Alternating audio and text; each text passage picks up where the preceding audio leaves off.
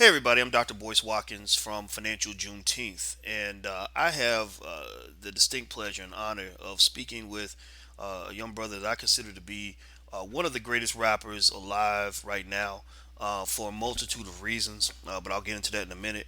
I want to first start off by welcoming my very good friend D1 to the show. How you doing today, brother? I'm doing great, man. It's an honor to be here, man. Man, the honor is all mine, and it's funny, you and I always talk, before we even get to the interview. It's like there's so much interesting stuff to talk about, because your music it inspires so many people, and it's so much bigger than, as I was mentioning to you a second ago, it's bigger than a product. It's bigger than just a song or two. It's a level of consciousness that is that's powerful, that connects to lots of people, and people love it. So first, I want to start off by, I want to ask you this, man. You sent me a song the other day about a couple of your former students that got into an altercation, and it was really powerful, man. Can you tell me about that? Sure. For people who don't know, I'm a former middle school math teacher. I taught math and I taught life skills down here in Louisiana, and I actually taught in Baton Rouge. I'm from New Orleans. I'm sitting in my living room right now in New Orleans, but I taught Baton Rouge, and I stopped teaching because I felt like I was called to teach on a larger level, meaning to hop into this hip hop industry and this rap game and really teach thousands instead of tens of kids that I was teaching inside the classroom. That being said, I don't have any kids at this point in my life. So the closest connection I've ever had to the youth is the students that I taught. They're literally like my sons and my daughters, or like my little brothers and little sisters, essentially, because we're not that far apart in age. And last year, I was in Los Angeles recording my new project that's actually out right now. So I was recording, it's called the Threes Up EP. That's out on iTunes. And I remember being out there. I'm locked in the studio, Paramount Studios, just recording, recording, recording. And I get a text message from one of my former students, and he's like, Mr. Augustine, because they still call me Mr. Augustine. I'm not D1 to them. So he's like, Mr. Augustine, I got some bad news. And I said, what's good? And he was like, one of your former students, and then he told me to do his name, got murdered tonight. And I was like, that stuff hit me like a ton of bricks because not only is it one of my former students who, of course, I care about all of them, but there's certain ones that you just really connect with more, like just being honest, and this was a young dude, just charismatic, full of life, full of energy, just remind me of myself, and I could tell that he was at a space in his life when I met him where he could have went and took either route in life. He could have went down the right road or went down the wrong road. His favorite rappers are Lil Boosie and D1. You know what I mean? Like literally that type of connection I had with him to where my music was more of a saving grace for him as opposed to just something that's like, oh, my teacher raps as well. That's cool. Like he really connected with me. So from the time I stopped being his teacher, we hadn't kept in touch that much. Every now and then he'd hit me on social media or he'll shoot me a text. I remember I brought him on stage with me um, at one of my concerts. I saw him in the audience and, things like that. But for him to get killed, that was tough. That was real tough for me. So then 2 days later, maybe like 48 hours later, I found out who did it. The world found out who did it, and it was another one of my former students. So it's one of his classmates. Dude he been on, went to school with, and everything. So at that point, I went from already being hurt to it wasn't hurt anymore. It was um I was paralyzed. I was emotionally paralyzed. I was mentally stuck because now I know a murderer and I know a victim, and it's the same all in one, incident. And I didn't know how to feel. I was literally paralyzed. And the only thing I knew to do was to try to make a song about it right then and there on the spot. And it wasn't even like, yo, let's make a song for any reason. It was because I don't even feel like talking to anybody. I just feel like venting, you know what I mean? And at the time I'm finding this out, I'm in Los Angeles. I'm crashing, people think, oh, you in LA, you recording. Man, I'm crashing on somebody's couch. I'm crashing on the floor, to be honest with you, in Los Angeles, out there doing that, trying to save some money. And my boy who I'm staying with, I'm telling him what happened, and he just so happened to be a producer. So he just started making a beat for me right there in the living room, like on the spot. And the words, I didn't even rap that song. Like the words just, I was just venting. I just told the story, like that's all I did. That song took me like probably like 15 minutes to write, from top to bottom, complete song.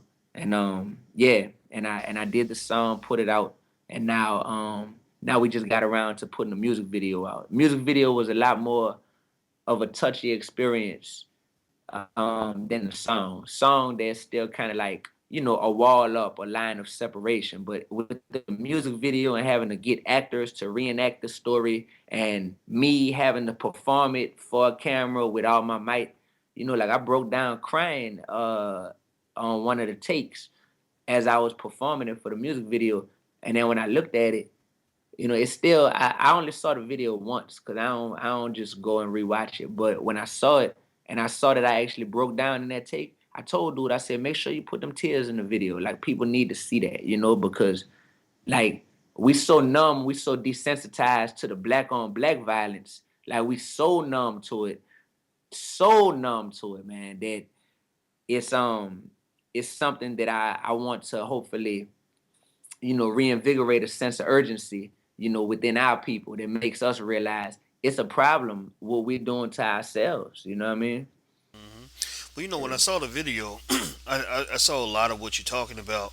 Of course, I'm on the outside looking in, just watching the video when you sent it over, man, and I picked up on this inner turmoil just from the beginning. When you're sitting in the classroom and you just almost like why, like what's going on, that kind of thing, and I like that. I like that expression.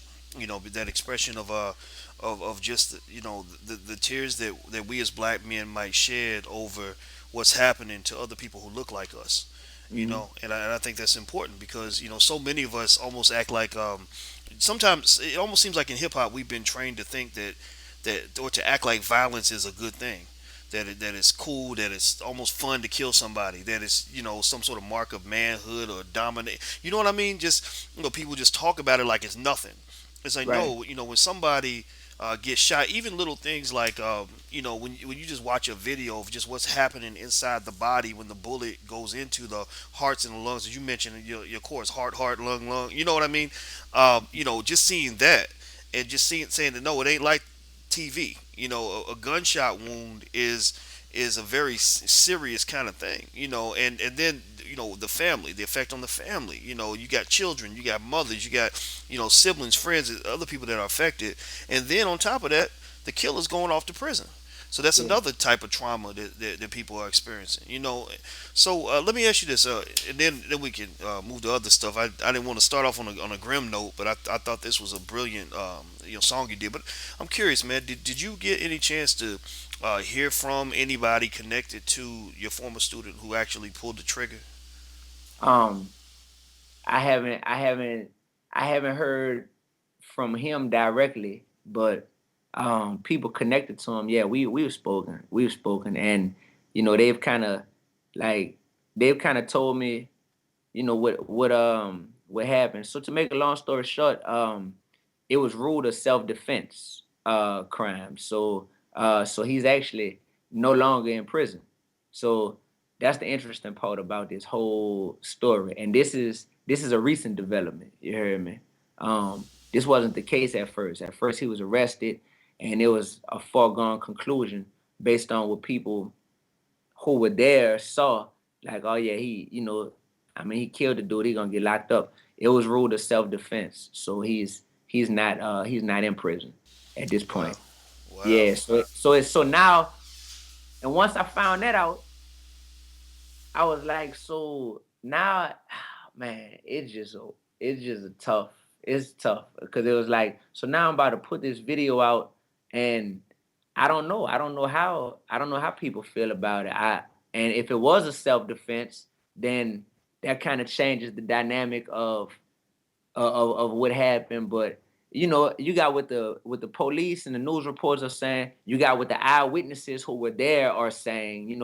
And the eyewitnesses, I know these people. These people are texting me, telling me, exactly type of stuff that went down. So it's just so, man, it's just so tough. Like it's just tough, man. Like I don't know, and I'm not here to be anybody's judge. I really feel like I'm here to just narrate this story from the perspective of someone who cares about both of them equally. Like I care about both of them, and I do believe that right is right and wrong is wrong. So I was never here to say, hey, just because I know him, although he killed someone, let him go, let him be free. I was never here to say that, and I wasn't here to, falsely accuse or be someone's judge and say what type of punishment he should get.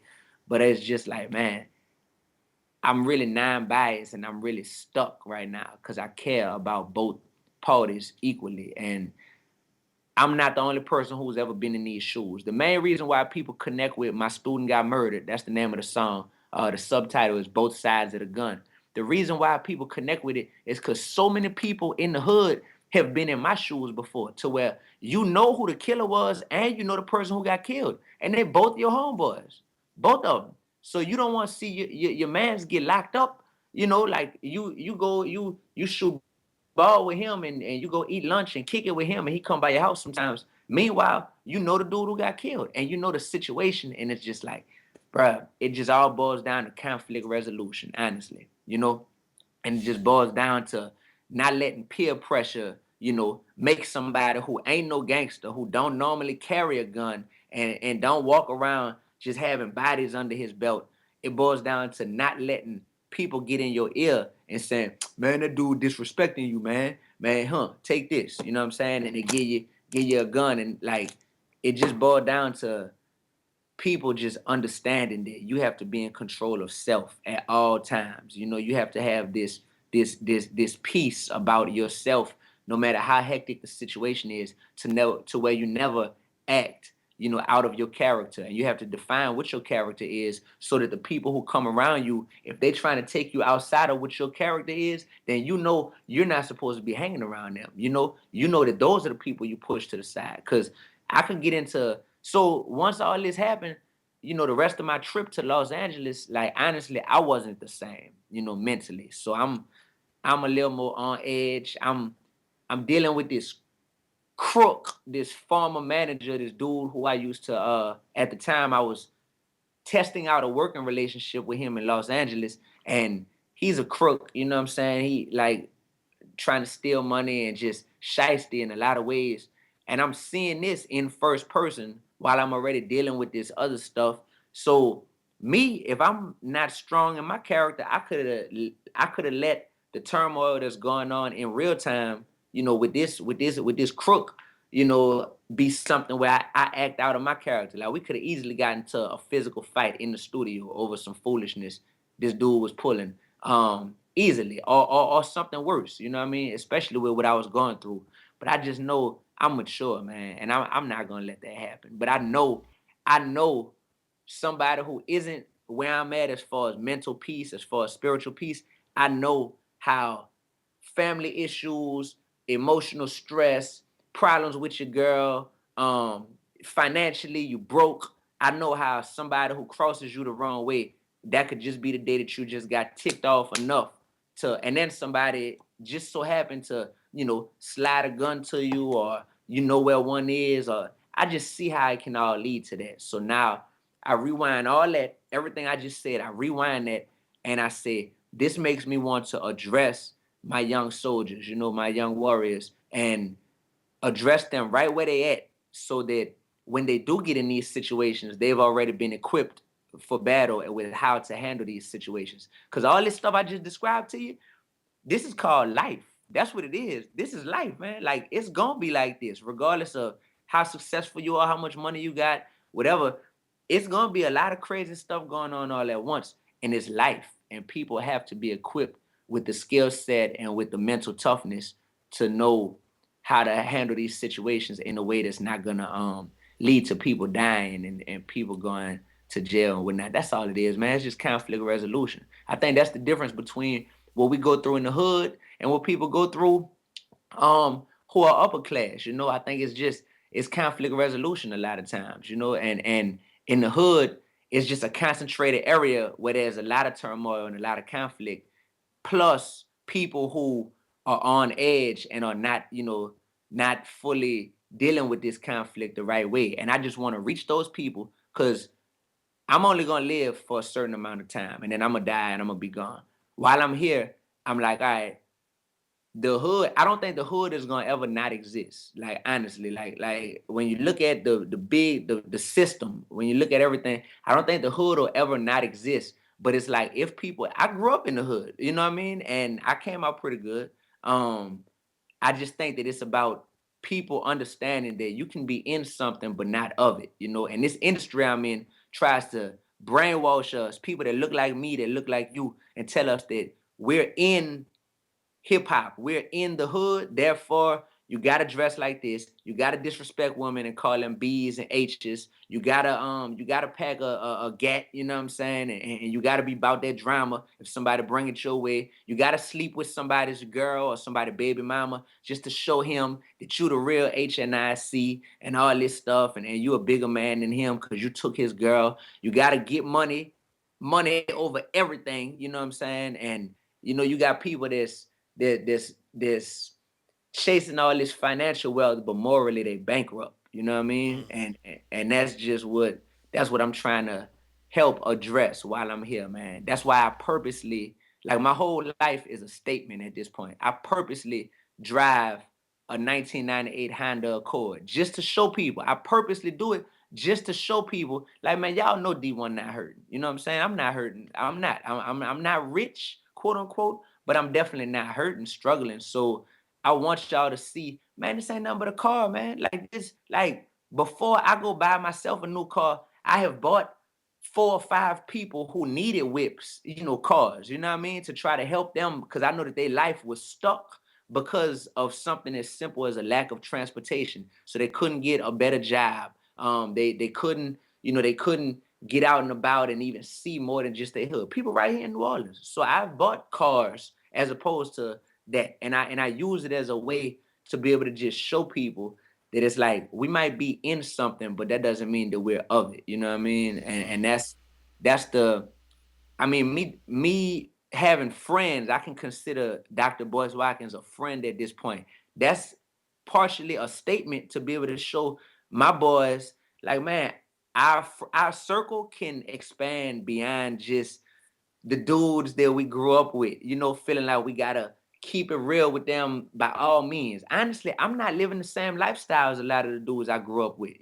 So just because we known each other since we was 5, it's like, bro, how's this a mutually beneficial friendship at this point? You know what I mean? If you're not adding any value to what it is I'm trying to do. And if you'll watch me fall off and not even tell me about myself, that's not it. So I'm trying to show people, look, man, we gotta expand. We gotta grow. Well, I think that I think that balance is real important.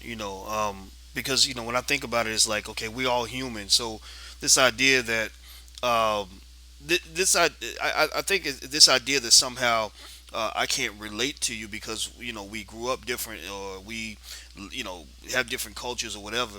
I think we can push a lot of that to the side and just kind of say, even if I'm different from you, deliberately different, even if my life has changed and I'm in a different crowd, I'm still going to connect with you on one level, but that does not mean I'm going to connect with you the same way all the time, throughout my life. So, for example, I think about my own life. I had friends, certain friends I had years ago, where now, we don't have as much in common, but that does not mean that I can't still relate to you on some level. It also doesn't mean that I can't make new friends from other kinds of backgrounds.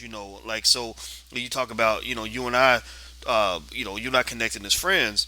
The way I see it is, we have a lot of things in common. You know what I mean? Like I don't know all the details about your background. I know that you've overcome a lot and you've achieved a lot.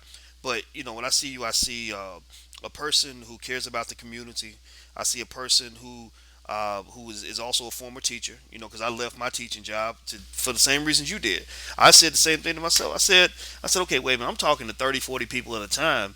Why not talk to 40,000 at a time? You know what I mean? And Right. technology lets you do that. You got fans all over the planet. When we released our app the other day, the Boyce Watkins app, and my manager showed me all the countries like for people downloading it, and I said I didn't even know we had people in Bangladesh and Belgium and all these other. I mean, any country you name, it was on there, and it just said it spoke to the power of being able to just connect on so many levels in so many ways, and I think also with friendships. I think with black men, it's important that we play chess. We got to play chess, not checkers, as they say, because unfortunately we live in such a crazy situation where there's so many people out here trying to kill us. So many people. Southside Chicago, just yesterday, poor little little kid, 9-year-old boy got murdered on his way to his grandmother's house, and you in New Orleans, so you see it, every bit as much, and it's like there number one, there are people that set up infrastructure for our death, for our destruction, for our genocide. For example, when Father Michael Flager went to protest the gun manufacturer, the gun maker that was in the suburbs sending guns to the hood, they were threatening to kill him for speaking out on that, because they would deliver these guns, they would get stolen. You know what I mean? Because they don't want to keep track of them, and next thing little black kids are killing each other, and you look even deeper and you just see culturally how music, just the power of hip hop, has just been flipped and bastardized and become a weapon of mass destruction. It's not. This is not Chuck D's version of hip hop. This is something that is almost like it was created by an alien life form. Like Mm-hmm. we been so brainwashed that we can actually sing and dance and celebrate the deaths of our children and our families. I mean, it's crazy. Even the guys where the words are coming out of their mouths. Listening to this, and you and I, we both talked about Lil Wayne. And actually, just to tell you the truth, man, my position with Wayne has evolved in the sense of me trying to understand him more than criticize, right? But I'm sitting there thinking, I'm listening to him and also Boosie. I've seen Boosie try to grow as well, and I respect that his effort toward growth. But it's like I'm sitting there thinking, okay, you know more about what it's like to live through homicide than anybody else. You probably have more friends that have been murdered than I do. You went to prison. I ain't never gone to prison, so you know how horrible prison torture is. You've endured poverty more than most people, so there is absolutely no reason for you to ever think that it makes sense for you to rap about these things like they're good. You know what I Yes, mean? glorified man, Yeah, right? like talk about it. If you want to talk about it, fine. Like you're talking about violence in Yeah. that song, but you're not making it seem like it's something cool. It's not cool. Yeah, like I'm exactly. And people think if you're not glorifying it, that means you're a positive rapper. Man, what's positive about one of my students killing one of my other students, man? What's positive about me crying in the video? You know what I mean? Like, y'all don't get it just because you're not glorifying it. The glorification of death and destruction is something that we are so cool with. That's almost the status quo when it comes to hip hop now, at least the hip hop that I grew up on. And that's the part, like you said, I've come to a place of evolution too, to where actually I don't think I was ever outwardly just critical of these brothers because I always did understand it from a more intimate point of view, like the Lil Waynes or the Lil Boosies. I got ties to these brothers that you'll never believe that that's a whole nother interview and some stuff I've been through indirectly dealing with both of them, and it's something where I try to understand it as well. And I'm at a point in my life now where God has given me the boldness to just, hey, the first time I get to sit down with Lil Wayne, you best believe it's not trying to get a feature from him. It's not trying to talk to him about anything that's gonna help me. It's about what's gonna help our people. And it's just trying to understand him, not even cast judgment on him, but just understand him. Because the people he has in his circle, the yes men who know better, but who he pays their salary, you know what I mean? They, for whatever reason, are gonna keep quiet, even if they know, man, some of the decisions Wayne makes aren't healthy for him or for our people. They're not gonna say anything, and I'm not in that position. Like you said, it's financial Juneteenth over here, baby. You know what I mean? Like I'm good. Like I'm straight. So now I just ask God to bless me with those opportunities to be able to reach these brothers, and that's what I've been doing lately. I would say like the last year really of my life. I just kind of had like a life flash before my eyes to where it's like, man, God has like my barber. I was getting my hair twisted yesterday, and he was trimming up my little beard and my mustache, and he told me, he said, man, do you feel like you look up to the stars at this point, or you just look around and see them like you're on eye level with them? And I was like, that's crazy. I definitely don't feel like I look up to the stars anymore. Like I see them amongst me, and now I'm comfortable enough knowing that I belong, and I know why I'm in the room. I know why I have Kendrick Lamar's phone number, or or access to Lil Boosie, or this, that, and the third, or like I know why. So now it's just hustling for opportunities, and I make music from the point from the perspective that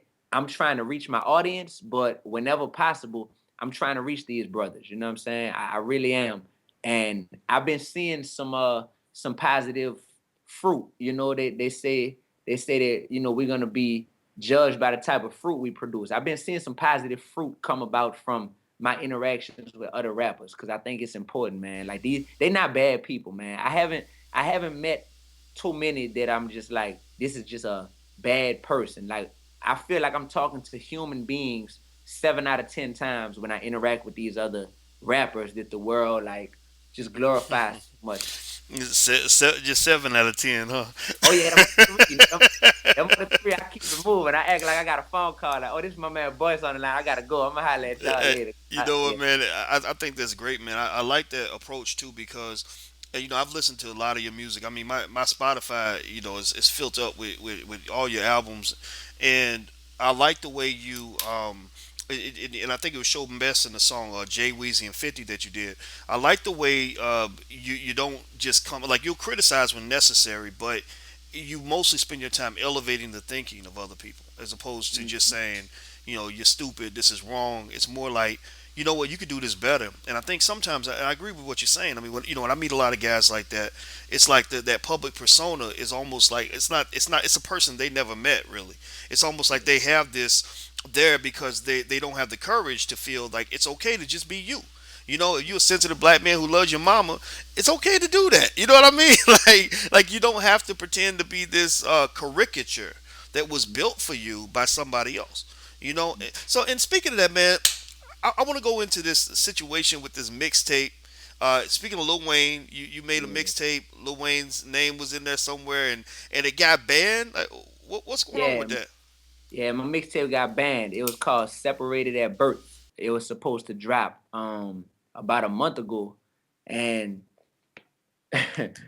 man, the industry, this industry is crazy, man. I received some phone calls right before the mixtape was gonna come out, right before it was gonna drop. I received some phone calls telling me that I couldn't put the mixtape out. And of course I'm like, why? I got thousands of fans waiting on this mixtape. And I was told that there were some phone calls made behind closed doors, and that my record label would potentially be getting sued if I ended up putting this mixtape out. And this is based on conversations that were had. So in my head at that point, I was upset, but that was thrown out there to me. So I said, well, cool. Let's get to the bottom of it. If it's actually a lawsuit that could come about from this, all I was doing was taking Lil Wayne's beats and flipping a lot of his biggest hits into more positive, conscious alternatives, of his songs over his beats. That's what the premise of the mixtape was. It's called Separated at Birth. It was inspired by you, whether or not you know it, from an interview I heard you do, where you were talking about the similarities we have as young black men and as lyrical geniuses, but the marked difference in our subject matter and in what we choose to do with our gift. And I was like, man, that'd be a cool idea to do a whole tape based on that concept. You heard me? So, um, yeah, they told me it couldn't come out, and I said, well, let's talk to the lawyers, and let's talk to the actual lawyers and find out what's illegal or potentially gonna get us sued if we put this out. And then from there, I was told a whole other list of things about why it couldn't come out. Mm. Apparently, oh, and we worried about your physical safety if you put it out because there's potential death threats. You know what I mean? Being made against you and this type of stuff. And I'm like, yo, where's this coming from? Like, who? Like, at this point, I need to know who. Like, are y'all saying this because y'all are scared, or are people telling y'all this and I need to be made aware of this because I walk around this city with no gun, with no security. You know what I'm saying? Jesus, that's my security. You know what I'm saying? Like that's I feel like I'm good, man. Like I'm straight, and I'm about to go to the store after this interview. You know what I mean? Go make some groceries, like for real. So I'm good, but it was all this stuff told to me, and the most upsetting part was some other things that um I'd rather not say them on camera right now, but it's some other things that really just let me know that this music that I make is a lifestyle for me. This is like a reflection of who I am as a man. Like I put my all into this, and for other people, it's just it it's just a it's just a job for them. It's a 9 to 5, clock in, clock out, and it's not something where they have any real desire to want to curate, the narrative of young black men and what we trying to do for our people as a whole. I'm like, I want to sell records while I help my people. I don't want it to be either or, and I don't feel like there's a disconnect. I don't want to just sell records, but then not do it in a way that you know how they say like this ain't your mama's civil rights movement or something. I seen t-shirts with that. Like that's how I feel about this ain't your mama's conscious rapper. You know what I mean? Because with me, is not something where it's always gonna be safe or it's always gonna be just very bland. You know what I mean? Like the way I choose to go about my stuff. I'm from New Orleans, man. Like we got a natural aura about us that's like just like spicy, that's like very cultured, and the way I choose to do things might be bold or might turn heads sometimes, but it comes from a place of love, of me wanting to genuinely like spread love and wanting to educate because I'm a teacher before anything. So long story short, like I said, some stuff was said and I had to play chess, not checkers. And I was like, well, the checkers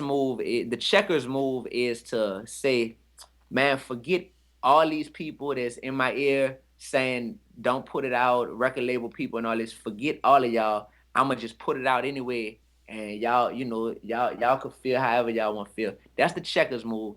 Make all these people mad, make all these fans happy.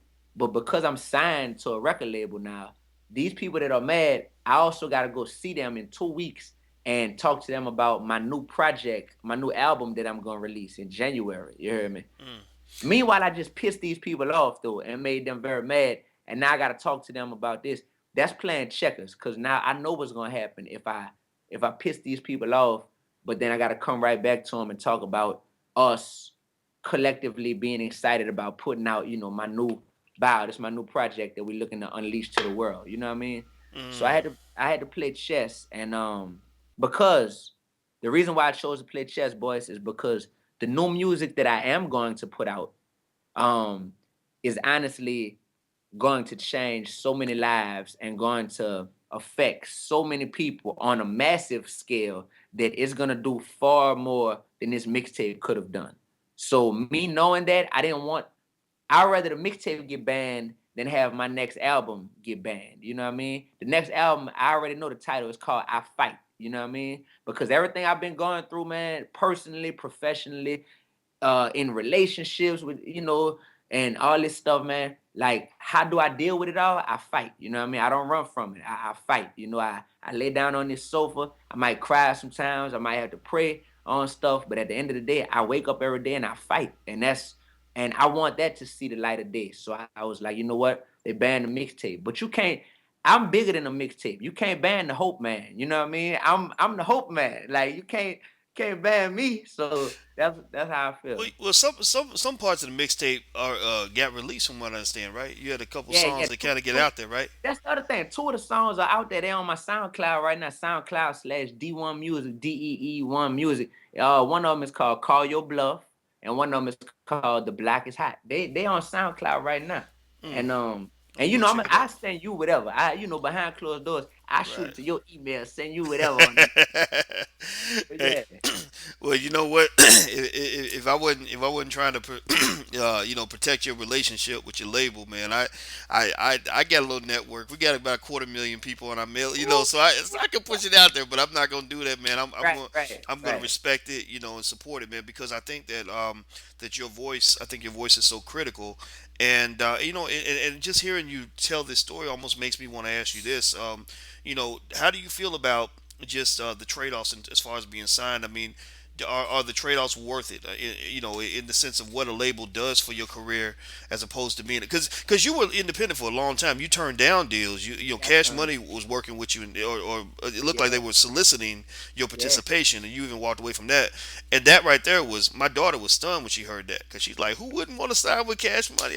But then Right. when people see the lawsuits and everything else, I mean, it gives the other side. So tell me, man, what are those trade offs for you as far as being signed, and why is it kind of worth it to deal with that scenario as opposed to the independent scenario? Yeah, honestly, man, the main trade-off is the opportunity to have a mainstream single, meaning something that could get played on the radio, massively pushed out there. That's the main thing because it takes a lot. It takes a lot in order to get a song that could be a mainstream hit to go out there. It takes a lot of infrastructure. It takes a lot of staff. It takes a lot of money, a lot of marketing, promotions, all that stuff. If you have like a big hit, and I know that as much as I'm an example of an independent, hustler who has made a way for himself. Like, like ever since I stopped teaching, I mean, this is all I do. I don't have a part-time hustle or anything. It's living off of music independently. But I know I've been on tour with Macklemore and I saw his life change right before my eyes. You know Macklemore, the white boy Oh rapper? yeah, Yeah. oh So definitely. that's my man. That's my dude. I love that dude with a passion. I saw his life change right before my eyes when he went from having his organic independent following, which he was gonna be straight off of that forever. But I saw when they put out a mainstream single that really connected and they had the infrastructure because of a label that they hired to push it. And I saw what that did for not only him personally, but his platform now. So whatever messaging he was passionate about, now he can get this message out there to many more people. And people like you and we think in terms of numbers. I was a math teacher, you know what I mean? You all about helping people better, I didn't know you were a math teacher. yeah, huh? Yeah, I was a That's math funny, man. I taught math. I got my master's in math. That's another thing we got in common. That's crazy. dang. Maybe That's we were the ones separated at birth. I don't know, but go ahead, brother. right. Go ahead, man. Go ahead. Right.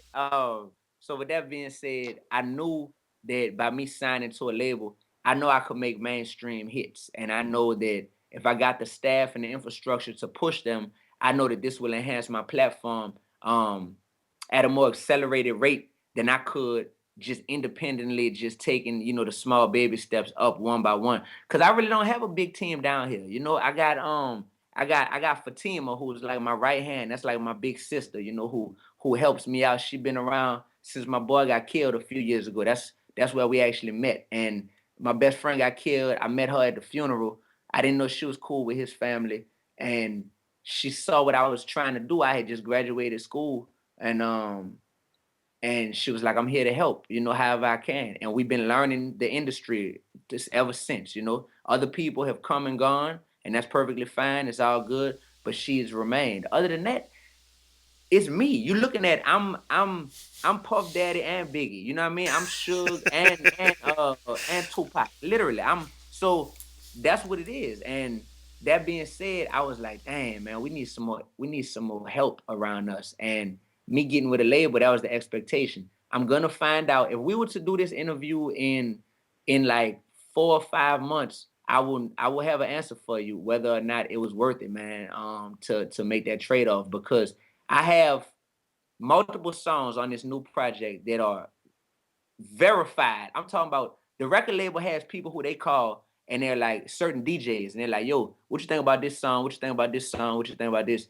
And these people who they call have already called the label because I beat them to the punch. These people who they call have called the label saying, this boy D1 got hits. Like this new project, this one hits. So because this has been verified to them, now the ball is gonna be in the label's court. Like, what are y'all gonna do? Let me see. You know what I mean? Like let me see if y'all gonna help, like continue to push what I do out there to the masses. And because that is the main thing that I have seen that is a benefit of being signed. Other than that, man, it's some cool people up there, some nice people, but they got 15, 16, 20 artists who they focusing on. So, like you're not even on their mind like all the time. You know what I mean? So for me, I just want to see if they're able to push out these hits.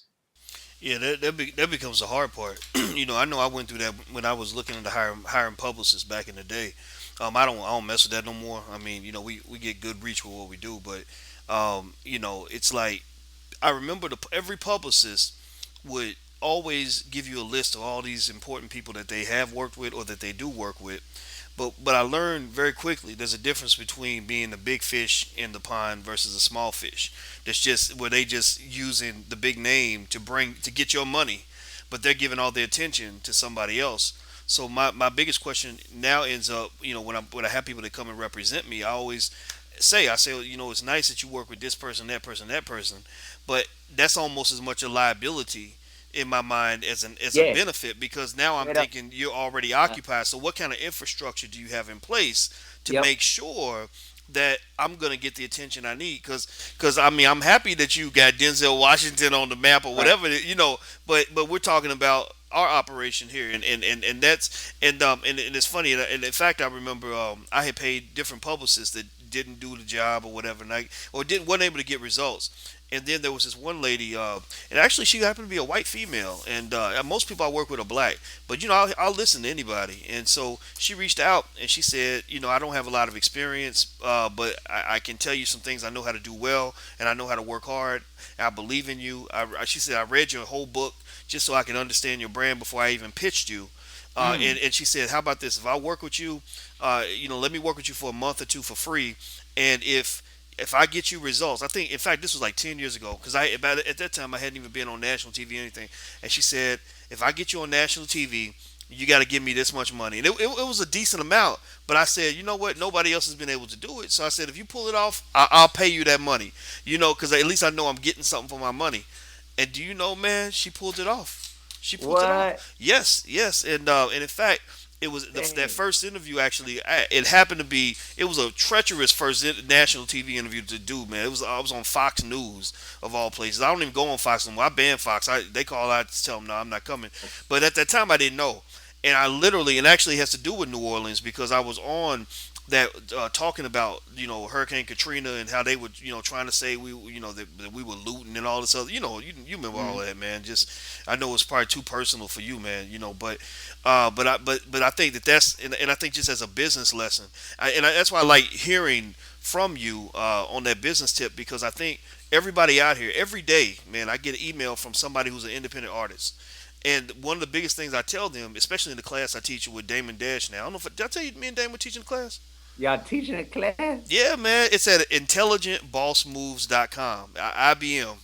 And we Okay. chose those three words, intelligent boss moves, because he's intelligent in his way, I'm intelligent in my way, and me and him was separated, bro. We even look alike, people. Right. And then boss, we threw that word in there because when me and him went on the Breakfast Club back to back, we both talked about the power of being a boss. We believe for black men, it's a spiritual journey. To encourage black men, you got to fight to be a boss. You know what I mean? Like don't let the world punk you. Like you're going through it, and you should be sensitive to what's happening in your community. But a man stands up, a man protects and provides for the people that he cares about.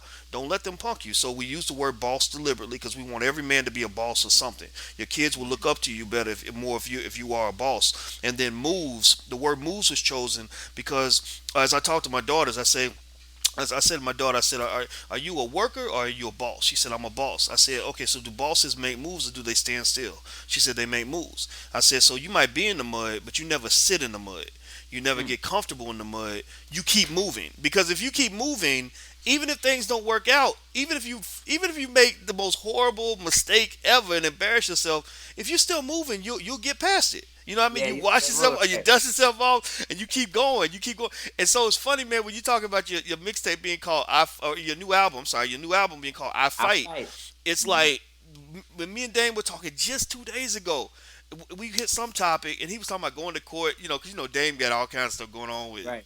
X, Y's and stuff. But he said it's all right. He said I get in the ring, you might get this is how he said it. This is Dame. He said you might get knocked the fuck out, but you get up and you keep fighting, and Yep. and that's the thing. Just fight. Yeah. You might lose. You might die on the battlefield, but don't Yep. go out not fighting.